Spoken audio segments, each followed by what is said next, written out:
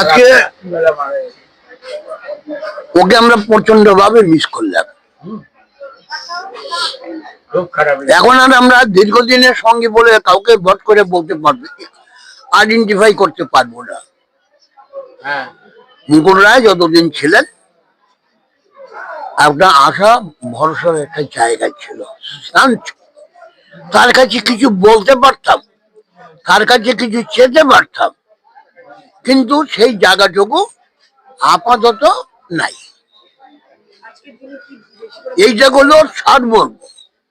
আজকের দিনে কোন কথা বেশি করে মনে পড়ছে? হ্যাঁ, 100 মুকুলের অ্যাক্টিভিটি, তার মধ্যে যে বন্ধুত্ব, আন্তরিকতা, এটা মুকুলে যারা মুকুলের সাথে মিশেছে, মুকুলের কাজকর্ম দেখেছে, কথাবার্তা বলেছে, তারা বলতে পারবে যে মুকুল রায়ের চারিত্রিক বৈশিষ্ট্য কি এবং মুকুল রায় সাধারণ কর্মীদের জন্য কি ভাবতো এবং কিভাবে চলতো এবং কর্মীরা কি চায় সেইটা কিন্তু ও বুঝতে পারত।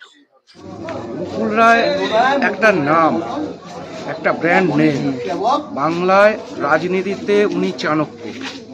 আজকে তাকে হারিয়ে আজকে আমরা আমাদের অভিভাবককে আজকে হারালাম, খুব কষ্ট হচ্ছে। কারণ ওনার হাত ধরে আমরা রাজনীতি করেছি 90-এর দশক থেকে, যুব কংগ্রেস, তারপরে তৃণমূল কংগ্রেস 98, তারপরে আমরা ওনার হাত ধরেই রাজনীতিতে হাতে করি এবং আজকে বড় হয়েছে। উনি এমন একটা মানুষ ছিলেন, ওনার মধ্যে কোনো অহংকার ছিল না। উনি পুরনো লোকদের বাই নেমে চিনত এবং জিজ্ঞেস করতো কাঁচরাপাড়ার খবর কী রে, ওই ওয়ার্ডের খবর কি, এবং বাই নেমে তাদেরকে জিজ্ঞেস করতো। উনি রেলমন্ত্রী হয়েছিলেন, জাহাজ প্রতিমন্ত্রী হয়েছিলেন, বর্তমানে বিধায়কও আছে। ওনার মধ্যে আমরা কোনোদিন অহংকার বোধটা দেখিনি। কাঁচরাপাড়ায় ঢুকলে উনি মন্ত্রী থাকাকালীন উনি হুটার বন্ধ করে কাঁচরাপাড়ায় হেঁটে ঢুকতেন, যাতে মানুষের কোনো অসুবিধা না হয়। উনি বলতেন মানুষ হচ্ছে জলে মাছ, মাছ যদি না বাঁচে তাহলে কিন্তু রাজনীতিতে ভেসে থাকা যায় না। তাই উনি আমাদের বরাবর শিখিয়েছিল পুকুরে মাছকে বাঁচতে না।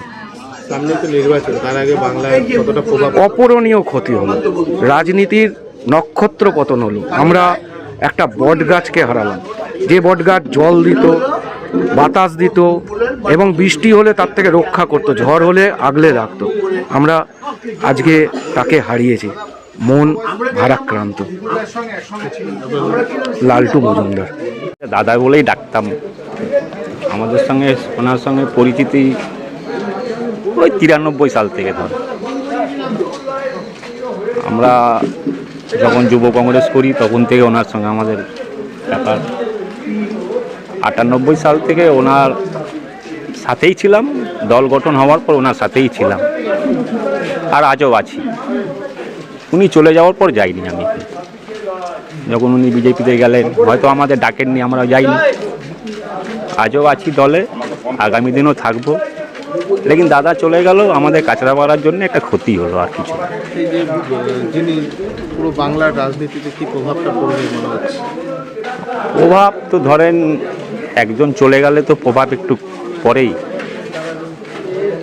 তার জায়গা হয়তো পূরণ হবে না, লেকিন দল হয়তো আগামী দিনে আরও ভালো করবে। এই ব্যাপারে এই আর কি বলবো, এই দুঃখের দিন আর এর চেয়ে বেশি কিছু বলতে পারবো।